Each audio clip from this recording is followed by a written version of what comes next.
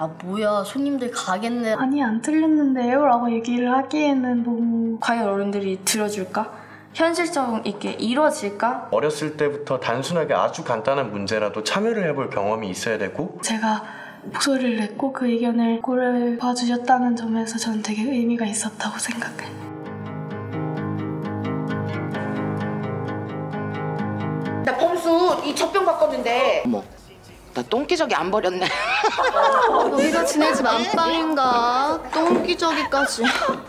진짜 깬다. 저러니 맘충 소리를 듣지. 지금 뭐라 그랬어요? 맘충이요. 왜요? 때로 몰려다니면서 웃고 떠들고 개념 없이 똥기저귀 아무 데서나 꺼내놓고 애 키우는 일 말고는 하는 일 없잖아요. 이 카페 물 진짜 왜 이러니. 이래서 유모차 부대 있는데 오면 안 돼. 너무한다. 저 동생이 5살인데요.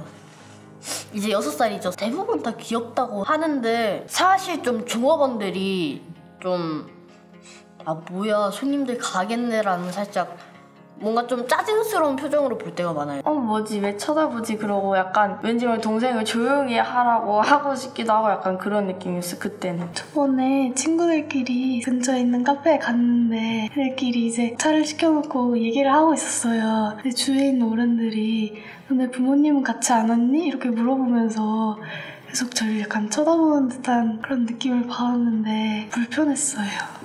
그렇게 얘기하면은 저희를 되게 안 좋은 막 놀러 다니는 학생처럼 얘기하는 것 같은 느낌이 들어서 별로 기분이 안 좋아요. 영화관에서 제가 12세가 넘었고 그런데 불구하고 니들 그 12세 맞냐 이렇게 약간 무시하거나 그런 시선도 약간 있었던 것 같아요. 인사하러 치면 안녕하세요 뭐 누구 어디입니다 그 누구누구입니다 그렇게 하지만 애들이 왔으면은 애들이 그냥 먼저 인사하지 않는 이상 대부분 안 하고 그냥 해도 이러고 말할 때도 그냥 어른들끼리 할 때는 되게 조곤조곤하다 해야 되나? 어른과 아이에 대한 선이라는 게 있잖아요. 갑자기 내가 정말 중요한 말을 꺼내려고 하는데도 그냥 어른들이 가만히 있어 보라고 한 다음에 자기가 얘기하자면 별로 중요한 것도 아닌데 그냥 제가 뭐라고 얘기를 하면 아니야 그건 틀렸어 라고 얘기하면서 자기 얘기가 더 맞다는 식으로 계속 얘기를 하는 분들도 가끔 계시는데 그런 분을 만나면 괜히 좀 수축되고 그런 게 있어요. 아니 안 틀렸는데요? 라고 얘기를 하기에는 너무 어른한테 예의 없이 왜 그러냐고 그러면서 갑자기 갈등이 커지는 게 더 많은 것 같아요. 저희가 그렇게 어른한테 저희 생각을 얘기하면 그래서 아, 저 사람 내 얘기를 들어줄 생각이 없구나 하고 넘어가는 게 전 더 편한 것 같아요. 아이들한테 너무 말을 쉽게 걸고 당연히 대답해야 된다 이런 걸 그리고 예의가 있기 때문에 거기서 무시할 순 없잖아요. 그럼 또 네네 이렇게 대답을 하게 되고 그러니까 너무 좀 어른들 특히 그 노인분들께서 애들한테 그냥 막 말해도 되고 이제 꼭 대답을 해야 되는 그런 게 애들이다 이렇게 좀 생각을 하시는 게 많은 것 같아요.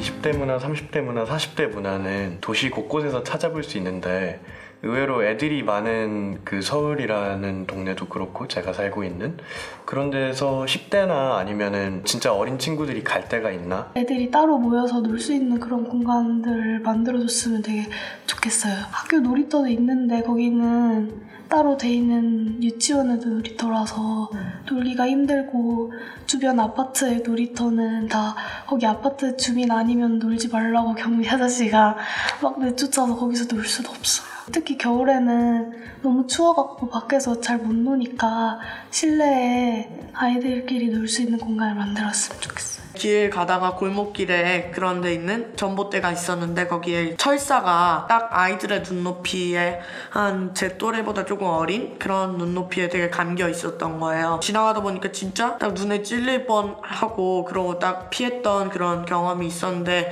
이게 나중에 커서 생각을 해보니까 어른들은 이 눈높이가 아니니까 뷔페에 갔을 때가 불편한 게 있어요. 음식들이 놓여있잖아요. 이걸 딱 지나가면서 하나씩 다 담는데 제가 막 키가 작고 어렸을 때는 이게 안 닿는 거예요. 음식을 못 집겠더라고요. 그리고 집게 같은 것도 너무 이렇게 하고 이게 딱 집을 때 너무 멀고 주변 곳곳에 보면 아직까지도 약간 위험한 데가 많아가지고 저희 학교 주변에 길동역이 있는데 큰 도로가 있거든요. 그래서 신호등도 되게 길고 거기 차도 엄청 쌩쌩 달려가지고 골목길에는 신호등이 있긴 한데 뭐라 해야지 좀 위험한 신호등이라고 해야 되나? 잘 사용을 많이 안 하다 보니까 사람들이 잘 안 지키는 신호등? 비타스틱이라는 게 굉장히 생소하고 그 이름이 금연 보조제지만 담배랑 똑같은 불빛도 나오고 연기도 나오고 그게 또 문제는 아직 식약처의 허가도 받지 않았던 상태였던 거고 말만 비타민이지 그냥 애들 담배 흉내내라는 거 아니냐. 청소년들이 그거를 제한 없이 막 사용하면서 친구들끼리 막 부딪힘도 있고 하다 보니까 그런 걸 조사를 해서 제가 이제 국회를 이제 나가게 됐어요. 학생 대표로. 그렇게 나가게 됐는데 법률안이 통과가 되고 앞에서 발표를 할 기회가 생겼는데 일단 처음 들은 건 일단 뿌듯했죠. 근데 뿌듯함 다음에 과연 어른들이 들어줄까? 그냥 그 자리에서만 그냥 잘했어요, 선배님 박수 쳐준 게 아니고 그게 뒤에 가서 실제로 현실적 있게 이루어질까? 어린이들이 정치적 의견을 낼 수 있고 그게 또 반영이 될 수 있다는 게 놀라웠어요. 학교에서 아동구정참여단이라는 새로운 단체가 생겼다고 해서 저희 참여단 아이들이 주변에 신호등이나 건널목 같은데 위험한 게 많이 있으니까 옐로카펫을 설치했으면 좋겠다라고 생각되는 곳을 조사를 해서 의견을 같이 다른 친구들이랑 냈고 서울시랑 강동구 지역 곳곳에 이제 옐로카펫이 많이 설치가 됐더라고요. 내가 낸 의견이 이렇게 되게 들어지는 걸 보니까 굉장히 뿌듯하고 앞으로도 불편한 게 있으면은 얘기를 많이 해야 되겠다는 생각을 했어요.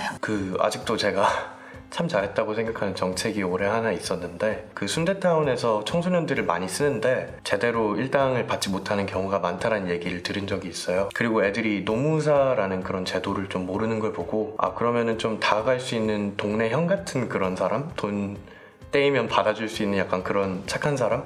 다가갈 수 있는 사람으로 좀 근처에 있었으면 좋겠는데 고용노동부에서 실시하는 근로감독관제랑 또 서울에서 실시하고 있는 그 마을 변호사제를 좀 섞어서 청소년 전담 노동감찰관을 만들어서 돈 떼인 문제 같은 것도 해결해주고 또 필요한 부분은 교육도 해주고 또 필요할 경우엔 업주를 또 고발할 수도 있게 좀 강력한 권한을 줬으면 좋겠다 해서 발의를 했는데 올해 교육청 정책으로 만들겠다고 하셔서 그게 제일 기억에 남는 참여 경험이었던 것 같아요.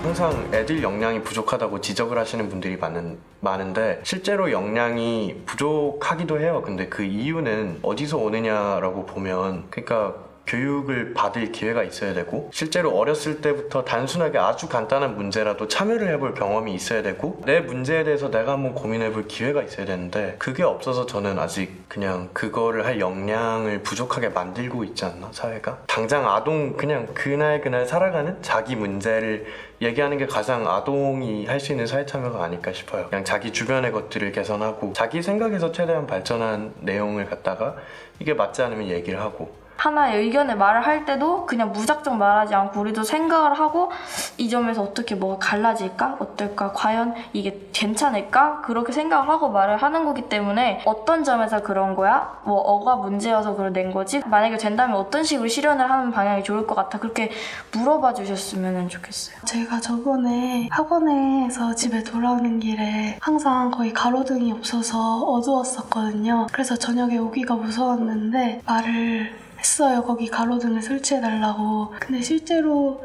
되지는 않았지만 그래도 제가 목소리를 냈고 그 의견을 한번 고려해봐 주셨다는 점에서 저는 되게 의미가 있었다고 생각해요.